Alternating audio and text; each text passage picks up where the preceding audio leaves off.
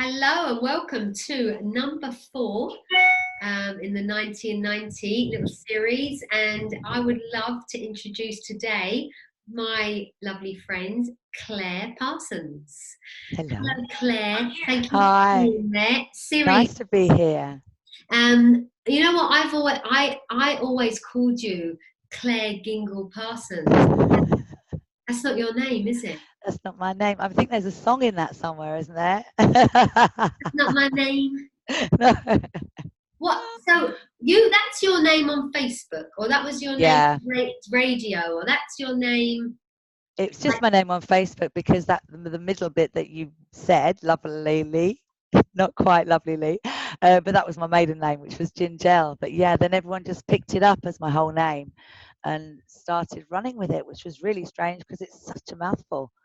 So your name's Claire Parsons, Yeah, very simple. and you put your maiden name on Facebook so that you're like old school friends, or Yeah. and it's Gingell, Gingell, gin like the drink. yeah, and gel, and but because the way I read it was Gingell, so I've been Gingelling you.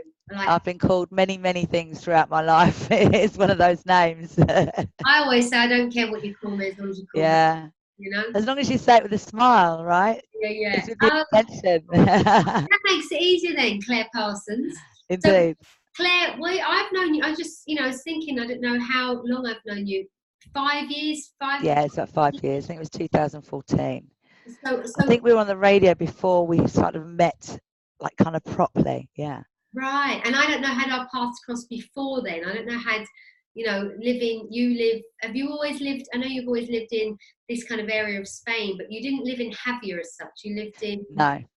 you But our paths did kind of cross in respect of, I would often see the Serendipity band crossing me at the crossroads and always made my head turn as to what is that? yeah, the head turner. I used to think it was me, right? Like, I used to think people were all like turning their heads at me, and then when I had to put the van into the garage and I hired a Fiat 500, nobody was turning their head. It was just the van. The van. I love the van. I'm driving it again now. I love driving the van around. So I think that is the sort of thing that people knew about the serendipity experience, or people knew maybe who I was because of the van, just because of the van, Yeah, right? And yeah, so and get curious. And but we met on the radio when we were both DJing for Total FM then back in, yeah.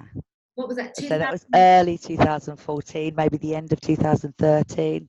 Yeah. But I think we were on different shows, so we would have just kind of glided past each other in the corridors. And Yeah, and I remember that sort of getting to know you a bit more when I put an advert out for the very first Viva event that was happening up in Albia, which is actually the 5th anniversary this year. So this mhm, November the 2nd to the 4th is the Viva event, which is a wonderful gathering of people really from the three principal community. That's sort of one of the events where people are sharing the understanding of how the mind works and all this lovely stuff that we've been talking about.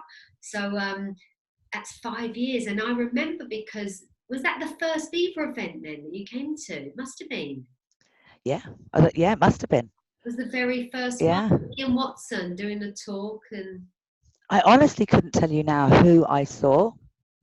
I honestly now couldn't tell you much about the first one, other than what I took from it and do you how want that to, just. yeah. So, because I met you as a DJ, but Mhm. there's a bit more to you behind the scenes than a DJ. Do you want to just introduce yourself and sort of say Yeah, what I'm a counselling psychologist.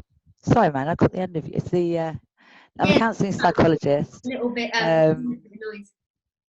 and I've always struggled to follow one kind of theory-based therapy, um, which most people do. And the reason I struggled with that was because it just didn't seem to be it. It would work for some people, but it wouldn't work for others, and it was really up and down. And then I read a book by a very interesting psychologist, and she said she uses bits and bobs from whatever therapy she seems, whatever comes to mind. Um, and so I was a little bit more comfortable there. but I just always knew that what I was doing wasn't right. And I stopped practicing for about 8 years. And then I was in a better place myself and I wanted to go again, but something was really bugging me as to what I was doing, how I was delivering therapy, basing it on books and theories that have never been proved. It's just ideas that are out there that were kind of floating around and stabbing in the dark. Um, and then I went to Viva, and that suddenly made me realize that, and to use somebody else's words very cleverly, thank you, Jack, there had been a massive paradigm shift. And from everything that I'd learned and all the spin offs of all the theories, they were still coming from one basic idea, that we live an outside in life. And that's how we go about fixing it. And all of a sudden, it was really clear that that wasn't right anymore, the whole lot of it. So I could turn my computer around and show you a really impressive collection of books that really mean very little anymore. Yeah. I remember you coming to that Viva event. I remember you saying that you were like, everyone in here is so beautiful. Yeah. Yeah, and it wasn't a physical beauty. It was such a weird experience for me. I thought I'd gone to the wrong place when I first arrived. I was one of the first there, and I was greeted by a young man named Mark, and he gave me the biggest bear hug. And I just automatically thought, I've come to the wrong place. This is a bunch of tree huggers, and this is not going to be my cup of tea at all. But as the time went on, it just kind of revealed that it was very natural comfortableness, happiness, peace of mind. That a lot of people that work in within therapy, within psychiatry, we know many ourselves, Amanda, there isn't that feeling. That's not available. It is available, but it's not there. As they come together as professionals, or even perhaps in social company, that ease. I can't explain it because I'd never experienced anything like it. It kind of blew me away a little bit. Amazing. You've been at Viva ever since, haven't you? Yeah, I'm an addict. Yeah, But I'm addicted to a good thing. Yeah, the addicts in all of us. Claire, we named this particular little interview "Wake Up Earlier."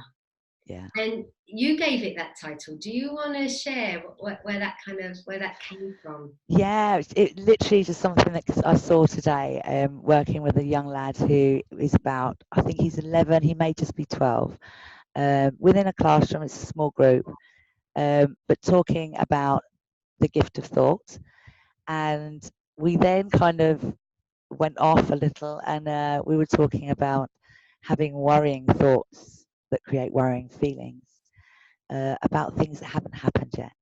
And we started with There's a bit simple of things. interference there, Claire. I don't know if. Can you hear me better now? Is that better? Yeah, maybe. Just so you know, you can hear. Hang on. Is that any better? We'll try. There's just something on the line. Okay. We started with small things such as maths tests. Worrying about a maths test the following day. I can hear that myself now. Yeah. Can you take it off? Can it work without it or not? Is that better now? Talk loud. Okay. Things like maths tests, to perhaps having to go to court to fight for your own house, so that you didn't know when you came out of there whether you were going to have somewhere to live or not. So from taking it from something small to something massive. And you could see this light bulb kind of just beginning to shine. And he started talking about he'd moved here from South Africa and he had no friends, and everybody was very anxious and worried about it. And when we explored the possibilities, the worst scenarios of what could have happened, and so this light bulb kind of started beaming, as the fact that, yeah, the worst that could have happened was maybe they went home. Maybe it wasn't for them. Maybe they moved to another country. But it wasn't the life and death situations that we tend to anticipate and get really anxious about. And that kind of brought me to, again, to this real driving within me that it's great that there are loads and loads of adults being taught, that's not the right word, shared with about, you know, this kind of doing the understanding. But if we can get our youth to have a little bit of understanding about their innate well-being, it would make life so much easier for them. And if it made it easier, I really believe that that could affect the way the world is. You know, if we weren't all anxious, if we weren't all fearful, that could possibly take away all the problems in the world. I mean, that sounds a little bit dramatic, but it's that massive, isn't it? It's that. I think I do see that you're on a very similar mission to me in a way, you know, and that's why I you know, I've been the people, you know, that are coming on these interviews are because I really like, I really admire, there's things that I really admire in you, how you just, you know, you are finding your own way to do whatever it is that you do. And I know you're busy and you've got, you know, you've got 4 children and grandchildren and you're, you know, and there's always stuff going on and like anyone like, but you're just weaving your own little way to try and kind of bring this message to others. And we all do it in our own way, right? Where we're shouting on the radio, and I'm sure you and I will be back on the radio soon, and you know, and we can talk about it more on there. But for now, we're just doing with whatever's sort of showing up. And so I'm delighted to have signed you up to the iHeart program that's happening here in January. So just to let you know that we've got check out iHeart if you've never heard of them.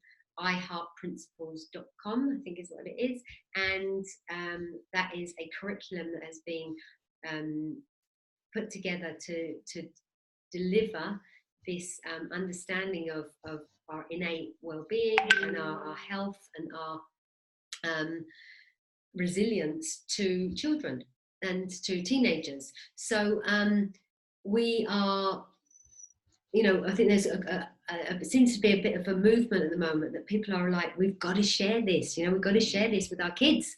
Like everybody's kind of like, you know, let's get this message out. And what I saw working at the recovery centre, and I know you used to work at the recovery centre for a while, sharing as well this understanding, is that, you know, I see where it gets people down the line, where it's got them, their misunderstanding they've sort of ended up in, you know, in treatment centres, or they've ended up in police stations or divorce courts or hospitals or blah, blah, blah, blah, blah, you know. And I see that a lot of what I'm hearing there is that a lot of people's apparent problems started when they were, you know, when they were teenagers. So that wake up earlier, you know, that's not saying get out of bed at an hour or, you know, get up at 6 o'clock instead of 7 o'clock. That is like wake up earlier in age, right? That's what you meant. It's like you know, let's wake up the younger generation. Yeah. Because there's, you know, and so I like that. I like that you're on board with that, and I love what you're doing, because you're working with children online, like you're working, aren't you? You're teaching. I'm doing both. I'm working with children online, but I'm also working in a very small school as well with children that are just struggling in the normal curriculum. And there's loads of things that are on our curriculum that would not be on a usual school curriculum at the moment, because obviously, you know, it is coming.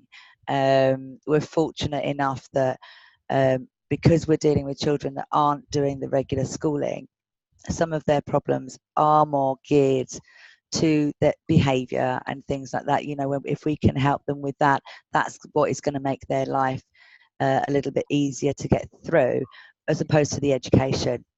You know, it's more, so that's where it comes in so easily. It's so beautiful to deliver. And obviously we also use a lot of mindfulness and things like that as well, which is great, because these kids just need to settle down a little bit, you know.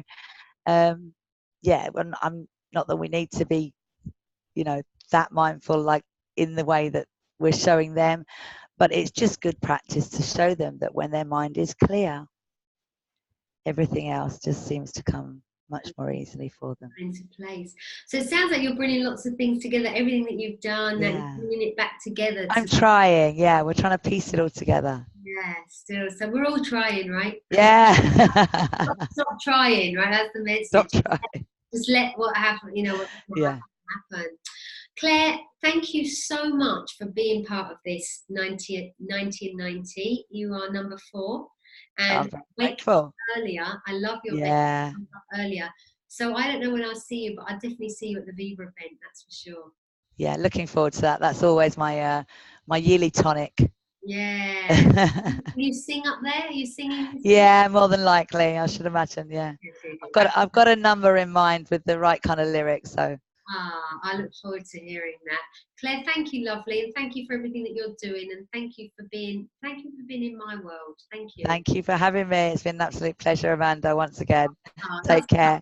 Speak soon. Bye-bye. Bye-bye.